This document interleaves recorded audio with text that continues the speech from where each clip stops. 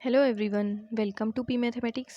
इस वीडियो में हम जून 2019 में लीनियर अलजेब्रा से पार्ट बी के जो क्वेश्चंस आए हैं उनका सॉल्यूशन देखेंगे।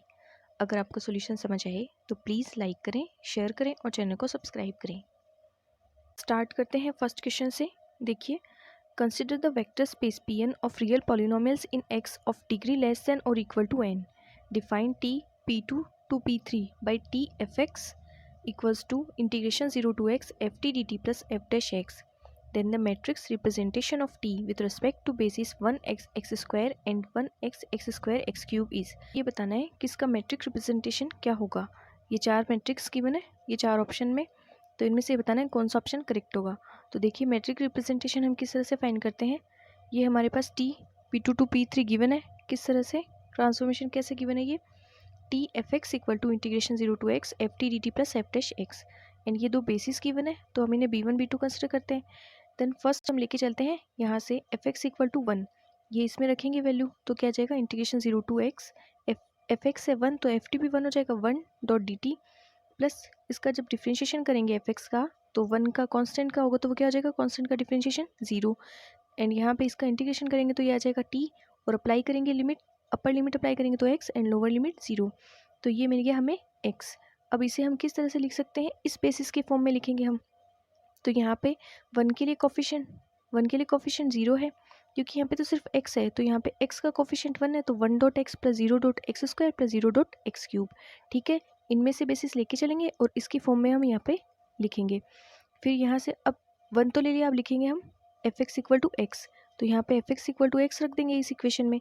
तो integration 0 to x F X X है तो एफ टी हो जाएगा t, then T D T integration 0 to x plus इसका डिफ्रेंशिएशन 1। अब इसे सॉल्व करेंगे तो ये आ जाएगा T square upon 2 and limit apply करेंगे तो क्या आ जाएगा एक्स स्क्वायर अपॉन 2 और यहाँ से प्लस 1।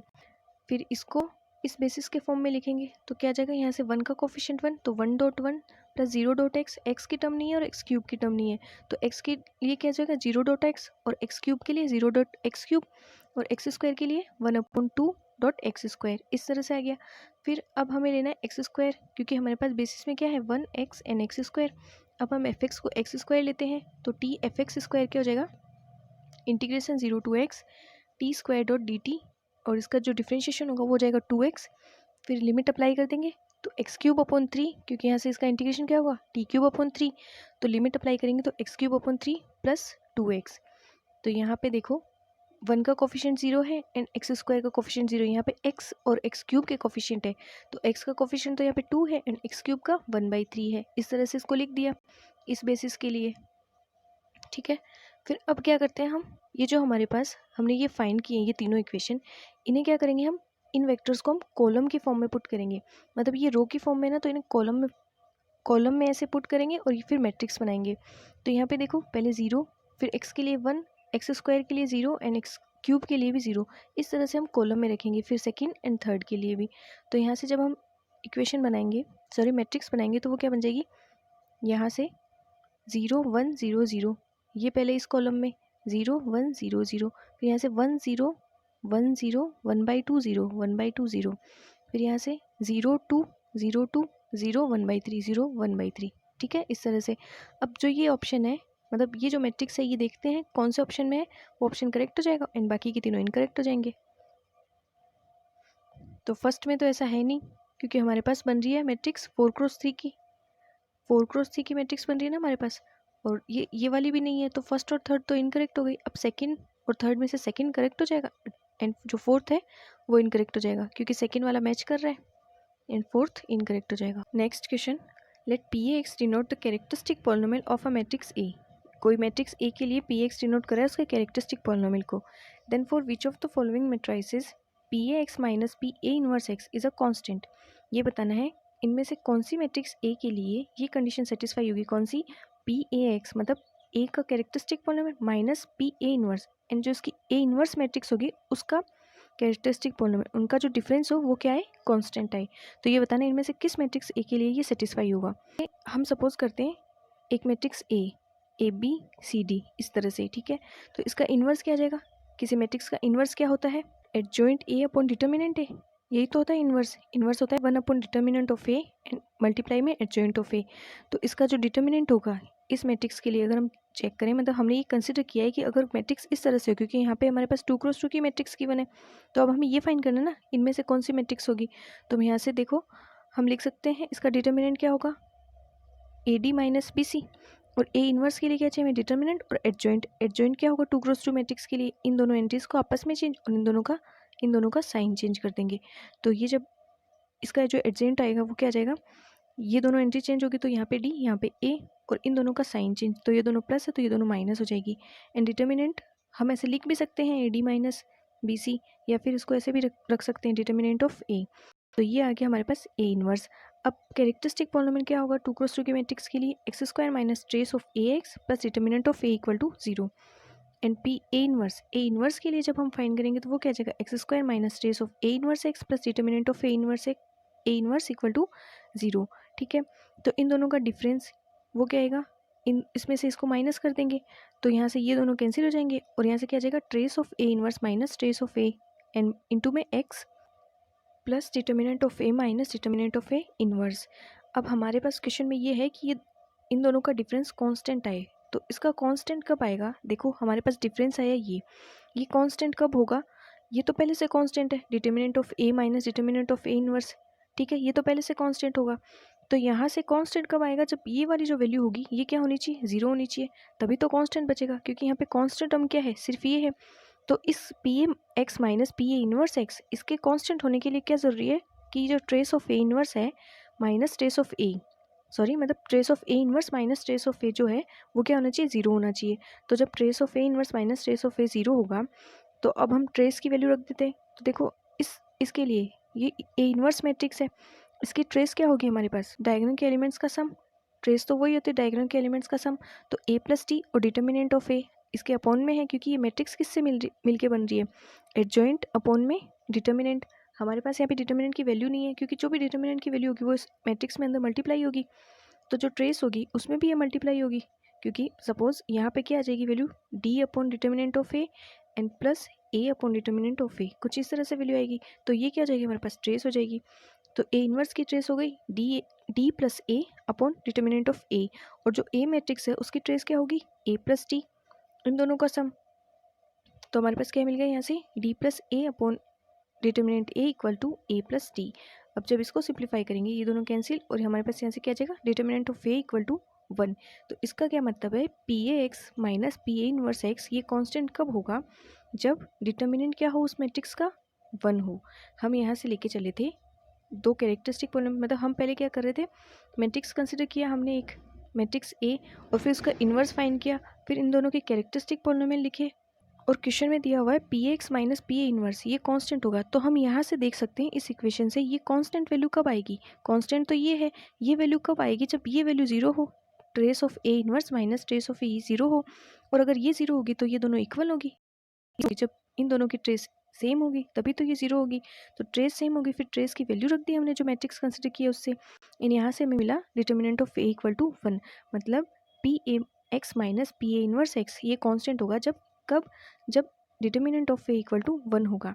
अब जिन मैट्रिक्स का डिटर्मिनेंट जिस मैट्रिक्स का डिटर्मिनेंट 1 आएगा वो मैट्रिक्स क्या होगी, इसके लिए सेटिस्फाई करेगी इस कंडीशन को, उसके लिए PX minus PA inverse x क्या होगा, कांस्टेंट होगा, और वो ऑप्शन हमारा करेक्ट हो जाएगा। तो यहाँ से जब इसका डिटर्मिनेंट देखेंगे तो वो क्या आएगा, 12 माइनस 6, ये 1 है नहीं तो फर्स्ट ऑप्शन इनकरेक्ट। इसके लिए देखें तो ये क्या आएगा, 12 माइनस 6, ये भी नॉट इक्वल टू 1, तो ये भी इनकरेक्ट। थर्ड में 9 माइनस 8, ये आ गया 1, तो थर्ड ऑप्शन करेक्ट हो गया। पार्ट बी से क्वेश्चन है तो एक ऑप्शन ही करेक्ट होगा।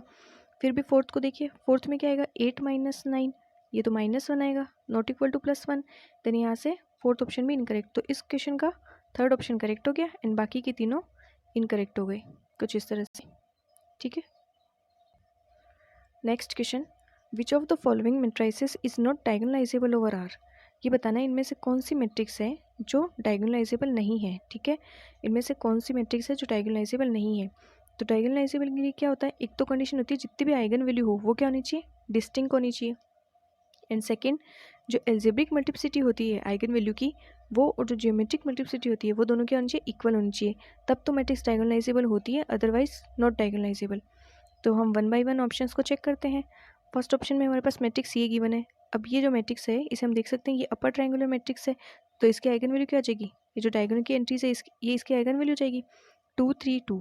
ठीक है, ये इसकी आइगन वैल्यू। तो यहाँ से अब डिस्टिंक्ट तो है नहीं, देखो 2 टाइम्स रिपीट हो रही है और 3 तो अलग है, बट 2 टाइम्स रिपीट हो रही है। तो हम यहाँ से एल्जेब्रिक मल्टीप्लिसिटी और ज्योमेट्रिक मल्टीप्लिसिटी फाइंड करते हैं। तो एल्जेब्रिक मल्टीप्लिसिटी क्या होती है, कोई आइगन वैल्यू कितने टाइम्स रिपीट हुई है वो उसकी एम होती है। तो यहाँ से जो लेमडा इक्वल टू 2 है उसके लिए एम क्या आ जाएगी, एम ऑफ 2 क्या आ जाएगी 2, क्योंकि 2 टाइम्स रिपीट हो रही है और 3 1 टाइम ही है, तो यहाँ से एम ऑफ 3 क्या आ जाएगी 1 आ जाएगी। फिर किसी आइगन वैल्यू के लिए ज्योमेट्रिक मल्टीप्लिसिटी कैसे फाइंड करते हैं, n minus ring of a minus lambda I.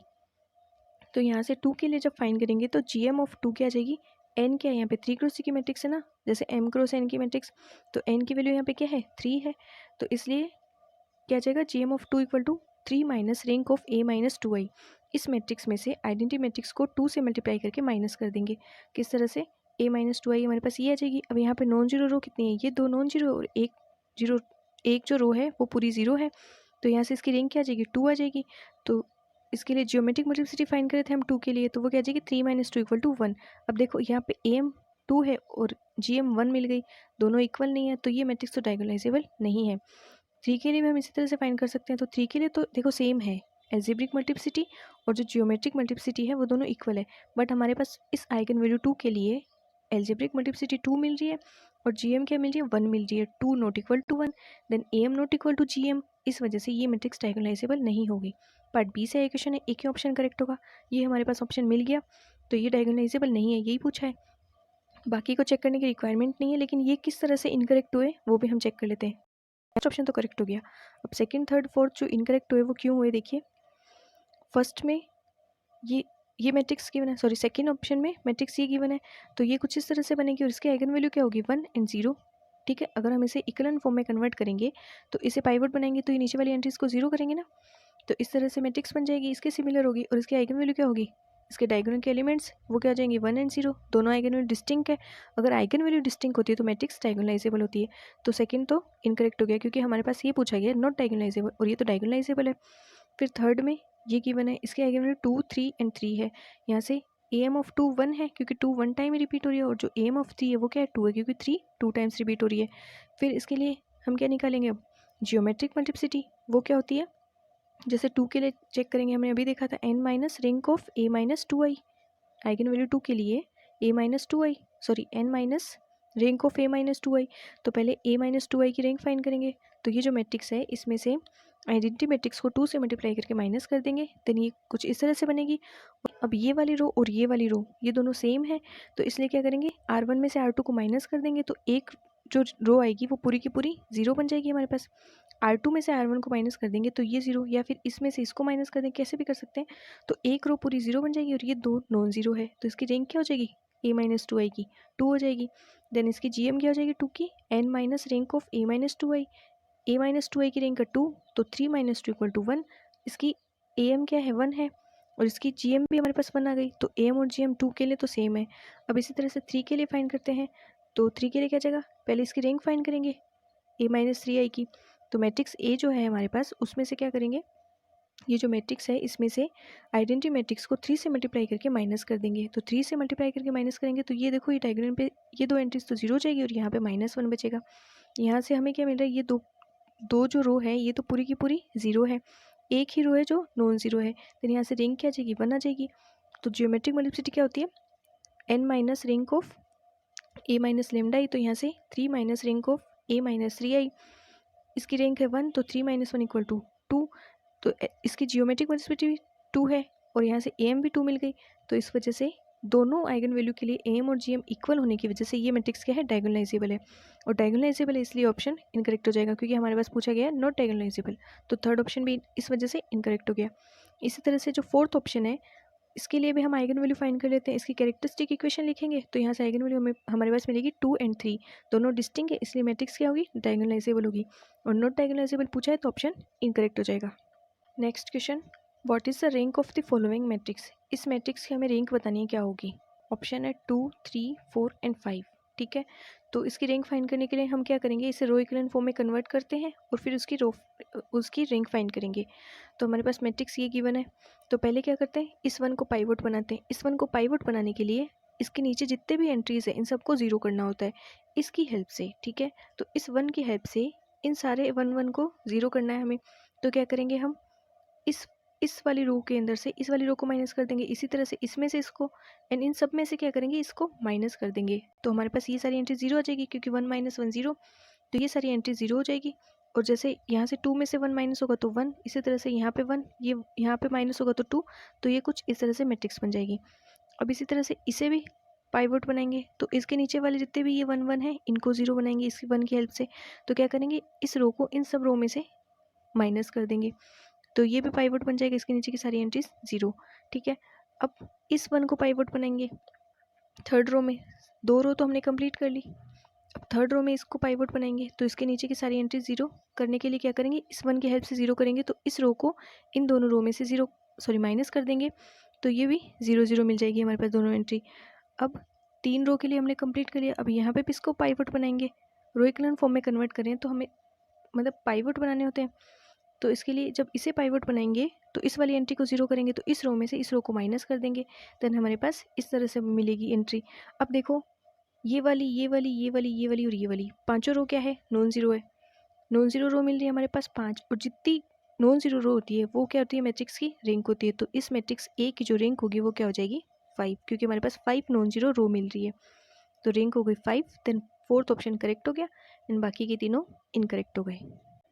Next question, let V denote the vector space of real valued continuous functions on the closed interval 0 to 1. Let W be the subspace of V spanned by sin x, cos x, tan x. इस set के द्वारा ये W क्या है, span है। Then the dimension of W over R, W की dimension बतानी है। तो देखो डायमेंशन क्या होती है, the number of vectors in any basis set of vector space is called dimension of the vector space. तो इसे हम रॉन्स्कियन की हेल्प से सॉल्व करेंगे। तो रॉन्स्कियन अगर नॉन जीरो हुआ तो उस कंडीशन में वेक्टर्स क्या होंगे, एल होंगे, और जितने वेक्टर्स जैसे हम sine x, cos x, ten x के लिए चेक कर रहे हैं, तो अगर उन तीनों से ये जो हम रॉन्स्कियन फाइंड करेंगे ये अगर नॉन जीरो आया तो तीनों वेक्टर्स क्या होंगे, एल होंगे, और एल होंगे तो तीनों बेसिस फॉर्म करेंगे, और तीनों बेसिस फॉर्म करेंगे तो जितने वेक्टर्स बेसिस में आएंगे उतनी ही डायमेंशन होगी। तो रॉन्स्कियन क्या होता है, f1x, f2x, f3x, क्योंकि हमारे पास 3 वेक्टर्स है ना, तो f1x, f2x, f3x, फिर f dash x, f2 dash x, f3 dash X, and यहाँ से f1 double dash x, f2 double dash x, f3 double dash x. यहाँ पे वैल्यूज रखेंगे, f1 साइन एक्स है, f2 कोस एक्स है और f3 sine x है। Then यहाँ से पहले इसका डिफ्रेंशिएशन, साइन का कोस, कोस का माइनस साइन एंड टेन का सेक स्क्वायर। फिर यहाँ से ये साइन का पहले कोस एक्स हुआ, फिर कोस एक्स का वापस करेंगे तो माइनस साइन एक्स, यहाँ से माइनस साइन का माइनस कोस हो जाएगा, सेक स्क्वायर का 2 सेक एक्स, 10 एक्स, ठीक है।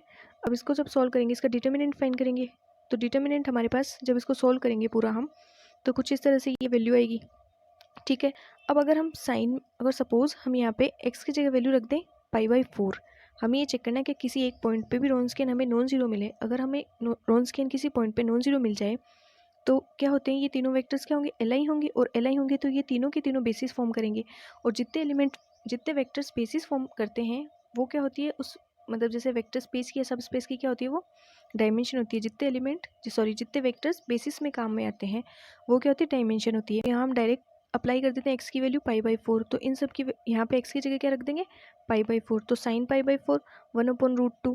इसी तरह से ये सारी वैल्यूज़ रख देंगे, और जब इसका डिटर्मिनेंट हम फाइंड करेंगे, क्योंकि यहाँ वैल्यू रखेंगे तो थोड़ा लेंदी हो जाएगा, तो यहाँ हम डायरेक्ट इस मैट्रिक्स में ही रख देते हैं वैल्यू। फिर इसका जब डिटर्मिनेंट फाइंड करेंगे तो ये आएगा -5। अब ये नॉन जीरो आया, तो मतलब एक पॉइंट π/4 पे हमें रॉन्स्कियन क्या मिल रहा है, नॉन जीरो मिल रहा है। रॉन्स्कियन नॉन जीरो, इसका मतलब ये जो वेक्टर्स है ये एल है, साइन, कोस और टेन, और ये एल है, तो ये तीनों के तीनों बेसिस फॉर्म करेंगे, और तीनों बेसिस फॉर्म करेंगे तो बेसिस में कितने वेक्टर्स आ गए, 3 वेक्टर्स आ गए, इससे डायमेंशन क्या हो गई, 3। तो यहाँ से अगर हम चेक करें ऑप्शन को, देखिए फर्स्ट में है 1, सेकंड में 2, फोर्थ में इनफाइनाइट, ये तीनों इनकरेक्ट हो गए, एंड थर्ड में है ऑप्शन में 3। तो यहाँ से हमारा डायमेंशन क्या है, 3 आई, तो थर्ड ऑप्शन करेक्ट हो गया एंड बाकी के तीनों इनकरेक्ट हो गए। Next question, let V be the vector space of polynomials in the variable t of degree at most 2 over R। ये जो V है ये वेक्टर स्पेस है पॉलिनोमियल्स का जो 2 डिग्री के एटमोस्ट 2 डिग्री के पॉलिनोमियल्स का क्या है, वेक्टर स्पेस है। An inner product on V is defined by, और वी पे इनर प्रोडक्ट डिफाइन किस तरह से, F G, inner product of F G equal to integration 0 to 1 F T G T D T for F G belongs to V. Let W equal to span 1 minus T square 1 plus T square, W इनके span से generate है। And ये क्या है, W, ये जो W ऊपर ये जो ऑर्थोगोनल कॉम्प्लीमेंट है, मतलब इसको हम बोलते हैं orthogonal complement of W in V, then which of the following conditions satisfy for all H belongs to orthogonal complement of W। ये बताना है H जो होगा वो ऑर्थोगोनल कॉम्प्लीमेंट W में बिलोंग करेगा इनमें से किस कंडीशन के लिए। तो देखिए पहले हम ये देखते हैं ऑर्थोगोनल कॉम्प्लीमेंट क्या होता है।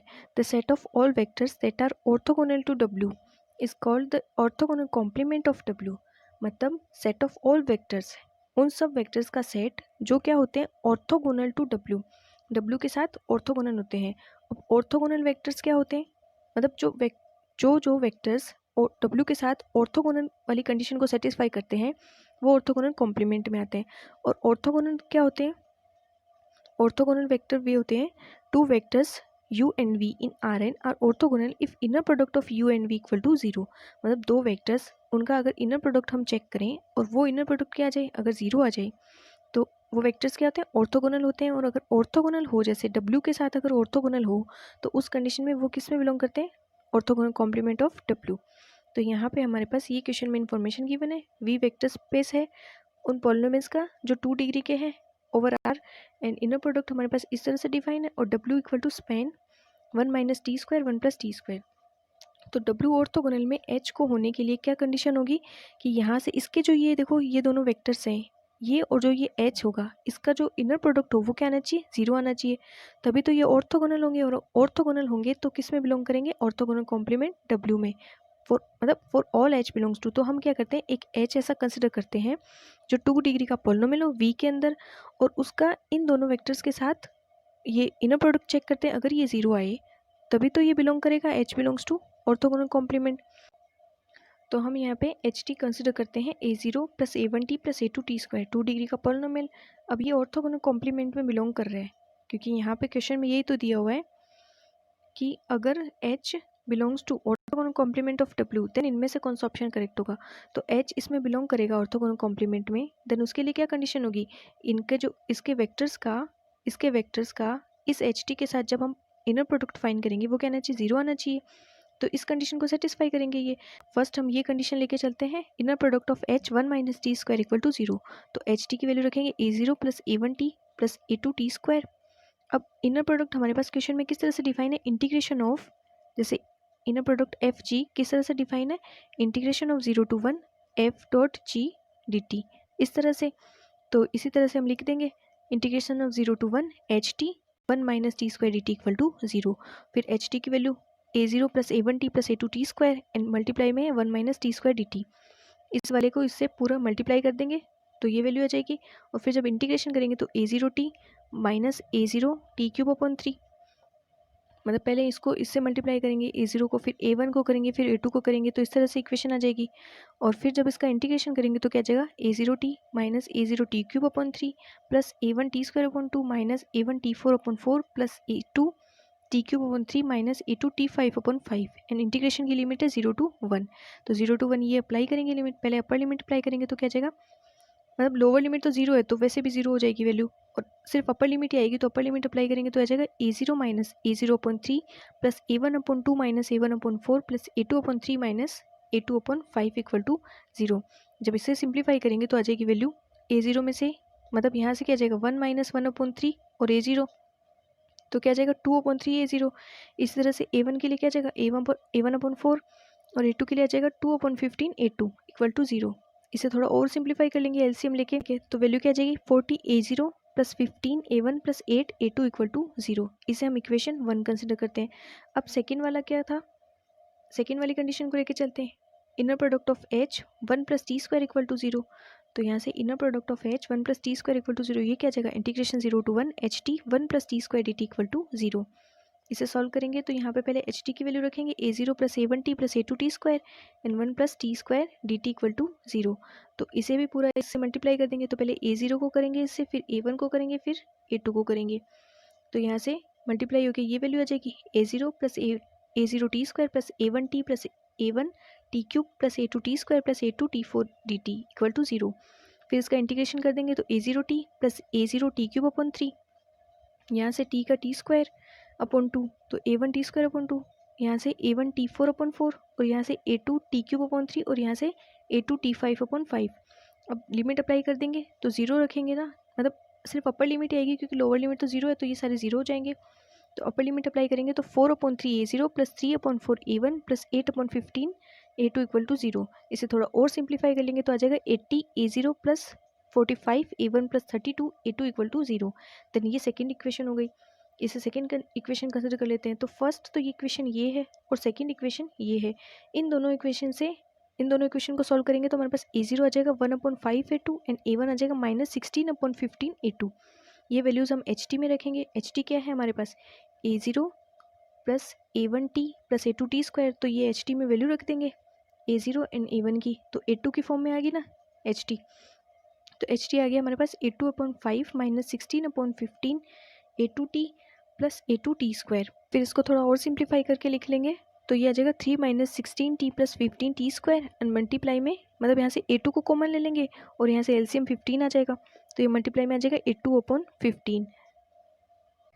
अब देखो हमारे पास HT की वैल्यू आ गई है 3 - 16t प्लस 15t² A2/15।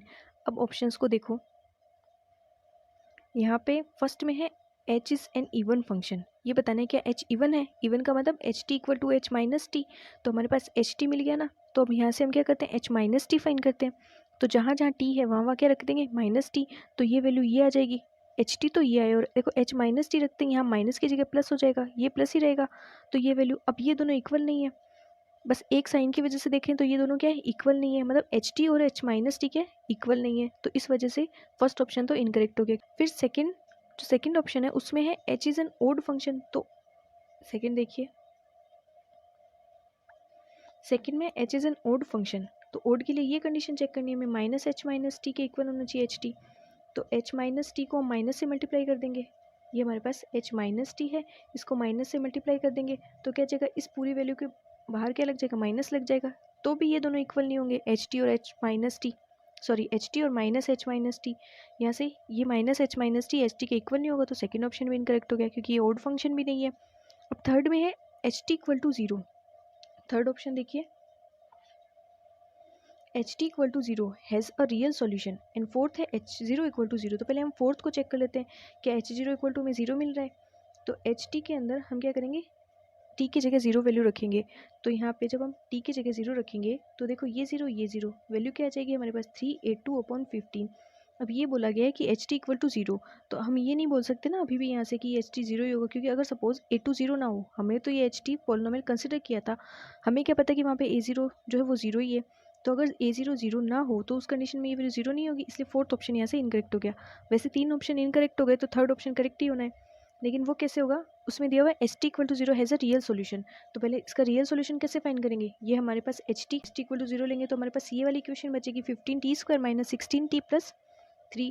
अब ये बताना है कि इसके पास में रियल सॉल्यूशन होगा, तो रियल सॉल्यूशन के लिए क्या होना चाहिए, b² माइनस 4 से ग्रेटर देन 0 होना चाहिए। तो यहाँ से b² माइनस 4 से क्या जाएगा, -16² माइनस 4 15 मल्टीप्लाई बाई 3 एंड इसको जब सॉल्व करेंगे तो वैल्यू आ जाएगी 76। अब ये ग्रेटर देन 0 है और अगर ये ग्रेटर देन 0 है तो उस कंडीशन में HT इक्वल टू 0 के पास में, मतलब HT इक्वल टू 0 ये क्या है, रियल सॉल्यूशन है, इसके पास में क्या होंगे, रियल सॉल्यूशन होंगे। देन थर्ड ऑप्शन करेक्ट हो गया। तो इस क्वेश्चन के फर्स्ट, सेकंड एंड फोर्थ ये तीनों तो इनकरेक्ट हो गए एंड थर्ड ऑप्शन करेक्ट हो गया।